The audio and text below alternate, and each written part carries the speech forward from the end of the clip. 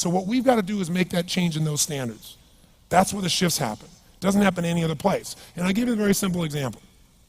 If you want to know the difference in people's lives, it all comes down to what are the things that are musts for you versus shoulds. So let me tell you this. We said to have an extraordinary life, you got to have an extraordinary psychology, right?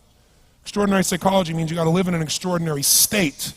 To be in an extraordinary state, you got to condition your nervous system, your body, your physiology and focus to be at their best. Do you agree with this? Yes or no? Then to do that, though, you can do that. Why doesn't everybody? Not because you can't. We all have the ability. It's because of our standards. I remember a time early in my career, I was about 24, and I went to do a seminar in Boston. And in those days, a big seminar for me was like 125 people. It was a 3-day seminar, and we worked around the clock, and people made such extraordinary changes in their life. And at the end of it, I was feeling so fulfilled. I was thinking, my God, I'm 24, maybe 25 at the time, and I am so happy because I have found my mission in life. I'm doing what I love. It's making a difference in people's lives. This is extraordinary.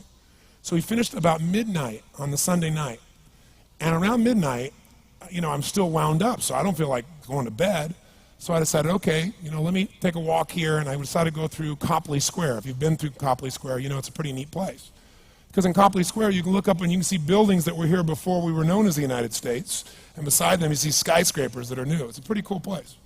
So I'm walking around midnight on Sunday night. There's nobody in Copley Square midnight on Sunday night.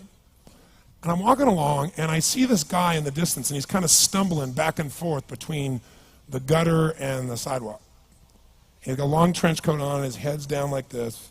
He's holding a brown bag, and I can start to smell him even before I get there, and I'm thinking, this guy is obviously drunk. And as I started to get closer, I thought, I bet he's going to beg me for some money. And sure enough, whatever you focus on life tends to happen, doesn't it? So sure enough, he gets real close to me, and I thought all of a sudden he wasn't going to do it, and all of a sudden he popped his head up. It was really weird. He went, "Mister!" He had this really bizarre-looking sounding voice. He went, "Mister, could you loan me a quarter?" And I thought, do I want to reward this behavior? And then I thought, I don't want him to suffer. Do you have this dilemma sometimes? Like, I'm not here to judge. So years ago, I finally decided I always just give. Even if the person's pulling a scam, that's for them to deal with. If I have the ability, then I give. And so I thought, but could I teach him something? So I asked him a question back. I said, is that all you want is a quarter? So he goes, yeah, just one quarter. One quarter changed my whole life. One quarter. I said, really? He said, yeah, one quarter. So I reached in my pocket, and I pulled out my money clip. And in those days, I was very young, just starting to succeed. And my original mentor was a man named Jim Rohn. I don't know, how many have heard of Jim Rohn? Anybody? Yeah, he's a great guy. And Jim told me, he said, Tony, look, you've come from a poor background. You got a poor psychology. You got to change it. He said, you don't have any money, so pretend you do. He said, start training your brain. Condition it. He said, go save all your money, get $300 bills, and put them on the outside of your money clip, even though you only have $5 in between them. So every time you put it out, you'll see that, you'll feel inspired, you'll feel better. He said, and you'll feel better, you'll do better. So I was like, okay. So I did. So I pulled my money clip, and sure enough, I got $300 bills in. I made sure he saw the bills. So I'm tearing through that, right? Looking in between there, see if I can find some change. But I made sure he saw it. Sure enough, he's looking at the $100 bills, checking it out. I find the quarter, I pull it out, take the money, put it in my pocket. I notice he's watching my hand going into the pocket. I took the quarter, and I looked at him, and I said, sir, life will pay any price you ask of it. And I gave him the quarter. And then something really interesting happened. He took the quarter. He looked at the quarter. He looked at me. He looked at my pocket. He looked back at the quarter, looked at me, looked at my pocket, looked at me again, looked at the quarter, looked at my pocket, looked back at me and said, you're weird. And then he shuffled on off like this, right? And I thought to myself, wow, what's the difference between him and me? I mean, I was 24, 25 at the time, doing what I love most, have my mission in life, and he's in his early 60s, drunk on the street begging for quarters. What's the difference? And I thought, well, maybe God's blessed me because I'm such a good person. I thought, oh, and he's such a bad person, that's such bull. And I thought, wow, maybe the answer to that question is what I just told him.